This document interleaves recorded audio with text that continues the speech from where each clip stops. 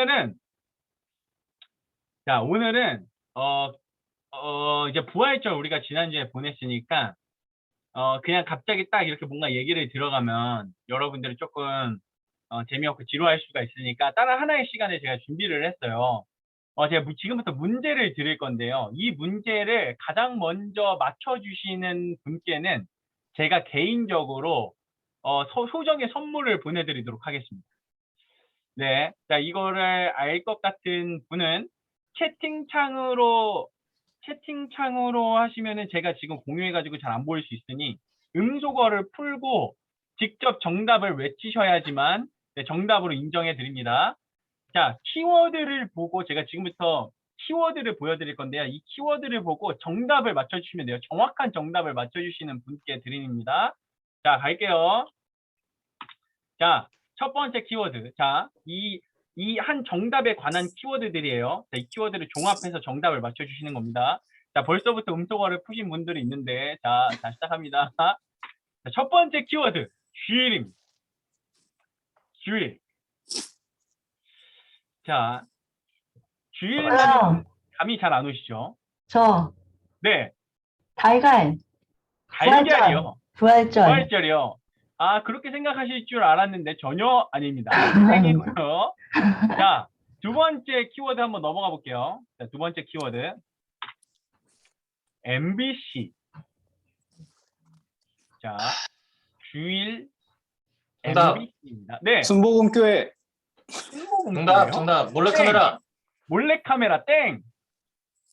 자, 정답이 아직 안 나오고. 근데 네, 자, 순복음교회는 왜 순복음교회죠? 여의도에서요. 여의도요. 여의도. 네. 네, 신박한 대답 좋습니다. 자, 근데 자, 다음 화면 다음 것도 갑니다. 짜잔. 김하영. 정답. 네. 수요 온라인 성경 모임.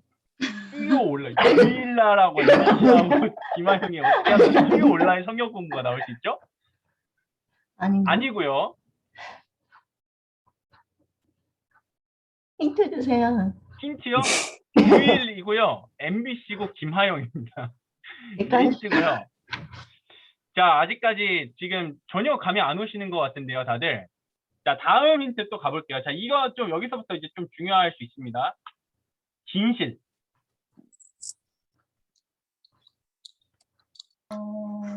어렵다. 자, 어렵죠. 여러분들이 이제 또 제 주머니 사정을 조금 배려해 주셔가지고 이렇게 일부러 안 맞춰주시는 건지. 자, 마지막 힌트입니다. 거짓.